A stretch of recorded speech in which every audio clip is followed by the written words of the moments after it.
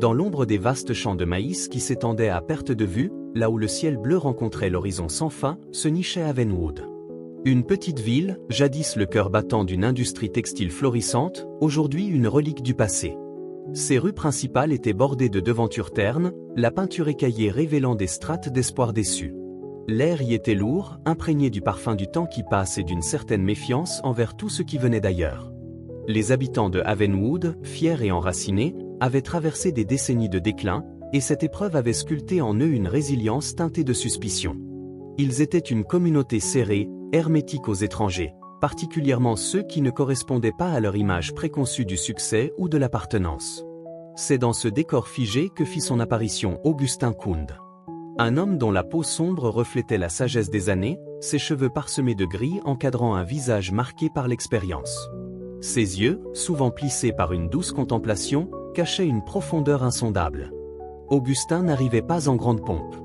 Il conduisait une berline modeste, portait des vêtements simples mais impeccables, un blazer de tweed et un pantalon de toile bien coupé, et son allure générale ne trahissait aucune opulence, juste une dignité tranquille. Il était venu à Havenwood avec une intention claire, une vision que personne ne pouvait encore percevoir. Il cherchait à acquérir l'ancienne filature de coton, une structure colossale et délabrée qui trônait comme un monument à l'échec économique de la ville. Augustin y voyait le potentiel d'une transformation, un renouveau alimenté par l'énergie durable et l'ingéniosité. Sa première étape fut la First National Bank of Havenwood, une bâtisse en briques rouges aux fenêtres propres qui contrastait légèrement avec le reste de la rue principale. À l'intérieur, l'atmosphère était feutrée, imprégnée de l'odeur du papier et de l'encre. Il s'approcha du comptoir et demanda à parler au directeur, un certain monsieur Caldwell. La jeune guichetière, une femme aux cheveux clairs et aux manières polies mais réservées, le dévisagea un instant.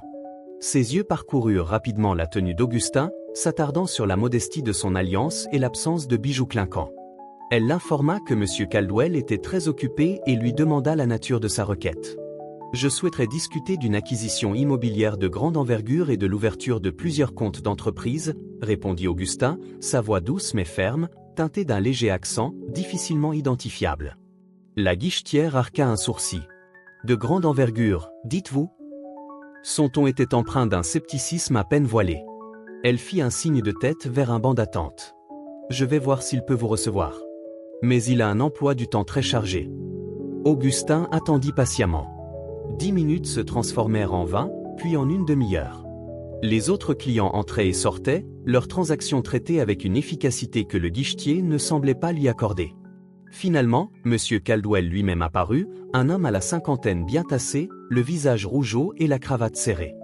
Il affichait une assurance que d'aucuns prendraient pour de l'arrogance. « Vous êtes l'homme qui veut discuter d'une grande acquisition ?» demanda M. Caldwell, ses lèvres esquissant un sourire qui ne touchait pas ses yeux. Il jeta un coup d'œil rapide à Augustin, son regard s'arrêtant sur la couleur de sa peau avant de balayer l'ensemble de sa personne avec une désinvolture méprisante. « Voyons voir.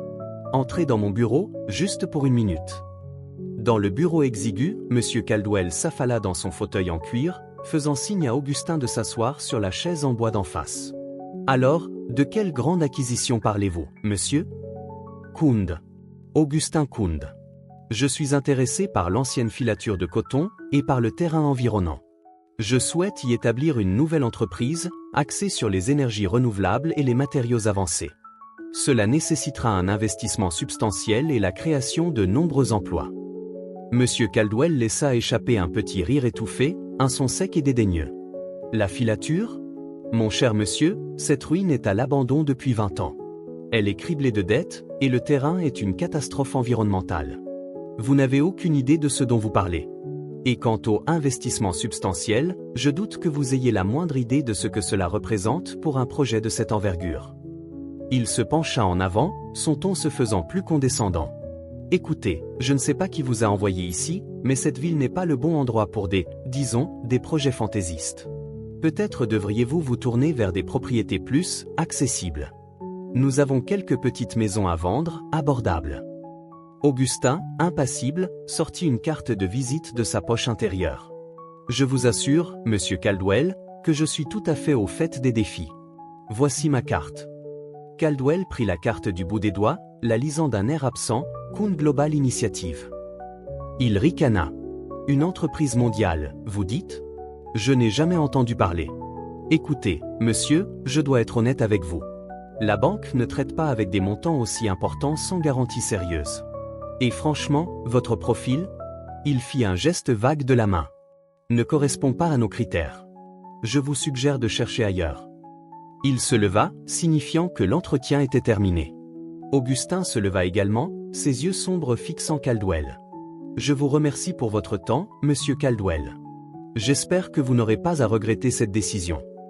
Il quitta la banque, la tête haute, le poids de la condescendance reposant sur ses épaules. Le lendemain, Augustin se rendit à Havenwood Realty. L'agent, Madame Perkins, une femme d'âge moyen avec une coiffure rigide et un sourire figé, le reçut avec une politesse glaciale. Quand il exprima son intérêt pour la filature, elle haussa les sourcils. La filature? C'est une propriété compliquée. Il y a beaucoup de problèmes structurels, et le prix, disons qu'il est en dehors de la portée de la plupart des gens.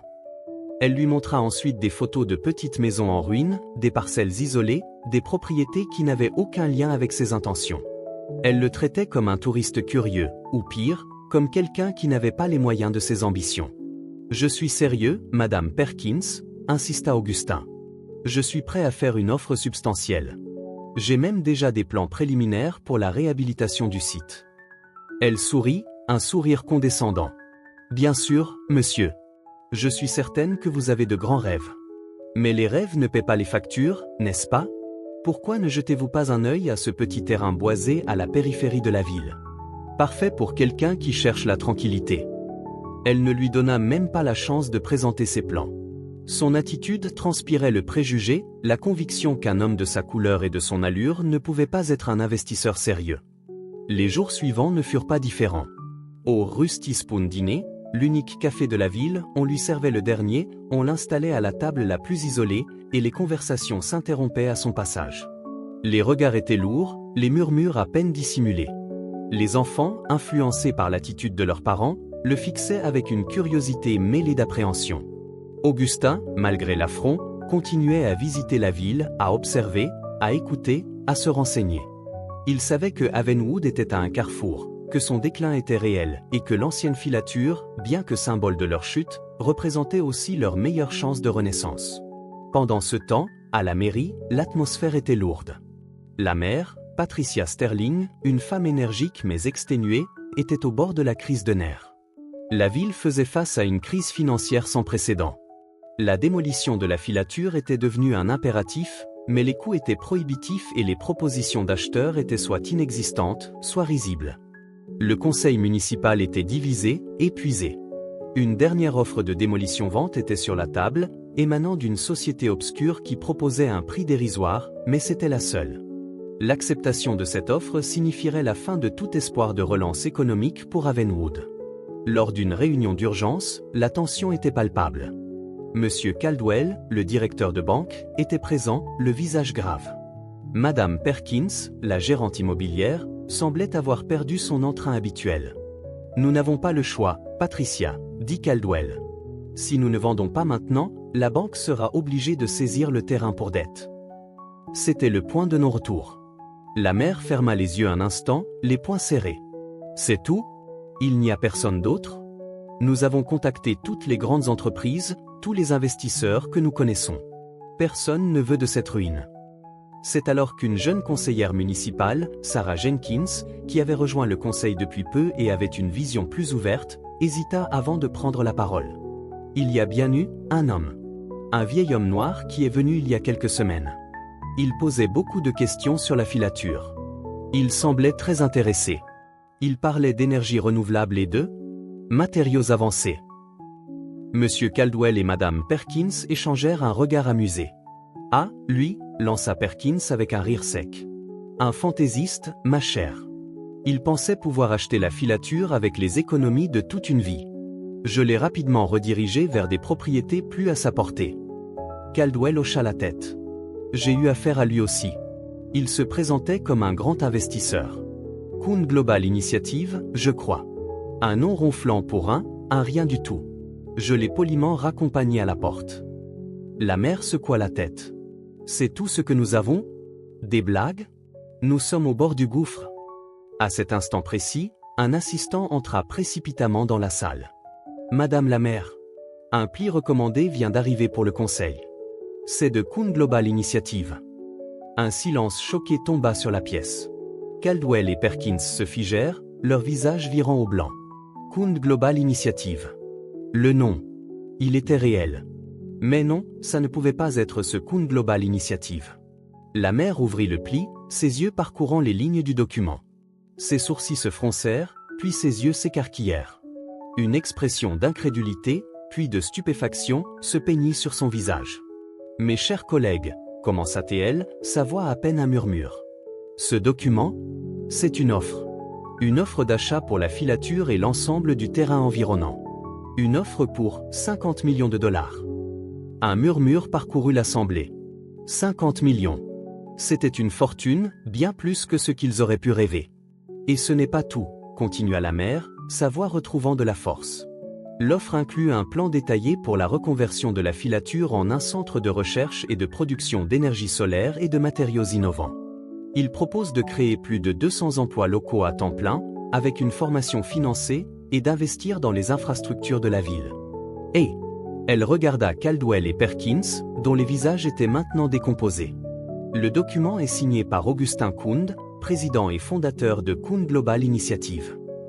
Un coup retentit à la porte. La mère, encore sous le choc, autorisa l'entrée.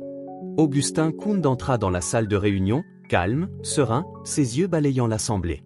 Il s'avança sans hâte, prit place sur une chaise vide au fond de la salle, un léger sourire aux lèvres. Il n'avait pas besoin de parler. Sa seule présence était une révélation. Monsieur Caldwell balbutia, sa voix étranglée. Cet homme? C'était lui? Le même homme que j'ai renvoyé de ma banque? Madame Perkins se couvrit la bouche de la main, la honte se lisant sur son visage. Et moi, je lui ai montré des terrains pour Mobile Homes? La mère, reprenant ses esprits, s'adressa à Augustin, les mains tremblantes. Monsieur Cound, nous sommes terriblement désolés. Nous ne savions pas. Nous avons commis une erreur impardonnable. Augustin Cound se leva. Il ne manifestait aucune colère, aucune amertume. Sa voix, empreinte de dignité, résonna dans le silence. Madame la maire, messieurs dames du conseil. J'ai passé les dernières semaines à essayer de vous présenter ce projet. J'ai frappé à vos portes, cherché à dialoguer avec les acteurs clés de cette communauté. Malheureusement, mes intentions ont été mal interprétées, mes capacités sous-estimées. Pas par manque d'informations de ma part, mais par un certain manque d'ouverture de la vôtre. Il marqua une pause, laissant ces mots s'imprégner. Cette offre tient toujours. Ma vision pour Havenwood est celle d'une renaissance, pas seulement économique, mais sociale. Je ne cherche pas la vengeance pour la manière dont j'ai été traité. Je cherche le progrès. Il présenta alors ses conditions, non pas des exigences de pouvoir, mais des demandes de changement. Il insista sur la création d'un fonds de bourse d'études pour les jeunes défavorisés de la ville, quelle que soit leur origine. Il demanda la mise en place de programmes de sensibilisation à la diversité et à l'inclusion pour tous les employés municipaux et les entreprises locales. Il exigea un engagement ferme à éliminer toute forme de discrimination dans l'accès à l'emploi et aux services. Mon objectif, dit-il, n'est pas seulement de construire une usine, mais de bâtir une communauté plus juste, plus éclairée. La honte de Caldwell et Perkins était palpable. La mère, le cœur serré, accepta chaque condition. Elle savait que c'était leur seule chance, mais aussi une leçon d'humilité inestimable. La nouvelle se répandit comme une traînée de poudre à Havenwood.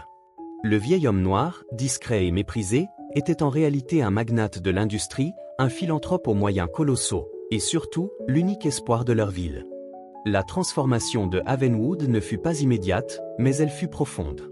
La filature, sous la direction d'Augustin Cound et son équipe, fut métamorphosée en un complexe moderne, bourdonnant d'activités. Des emplois furent créés, non seulement pour les habitants de Havenwood, mais aussi pour de nouveaux arrivants, attirés par les opportunités et la vision progressiste de Cound Global Initiative. La ville, autrefois en déclin, commença à prospérer. Les boutiques rouvrirent, de nouvelles entreprises s'installèrent. Plus important encore, le tissu social de Havenwood commença à se réparer. Caldwell, l'ancien directeur de banque arrogant, devint un fervent partisan des programmes de diversité d'Augustin, œuvrant pour changer les mentalités au sein de sa propre institution. Perkins, l'agent immobilier, commença à traiter chaque client avec un respect inconditionnel, se souvenant amèrement de son erreur. Les murmures et les regards méfiants du Rusty Spoon dîner firent place à des salutations chaleureuses et des sourires sincères pour tous les nouveaux visages. Augustin Kund, l'homme qui avait été rejeté, devint le catalyseur d'un changement qui transcendait l'économie. Il était respecté, non seulement pour sa richesse, mais pour son intégrité, sa patience et sa capacité à pardonner. Il avait démontré que la vraie valeur d'une personne ne réside pas dans son apparence ou les préjugés qu'on projette sur elle, mais dans son cœur, son intelligence et la grandeur de ses intentions. Avenwood apprit, à ses dépens, la leçon la plus importante de toutes: juger un livre à sa couverture, c'est risquer de passer à côté de l'histoire la plus extraordinaire. Message CLE accent aigu. Ne jamais juger un livre à sa couverture, car le véritable trésor se cache souvent derrière l'apparence.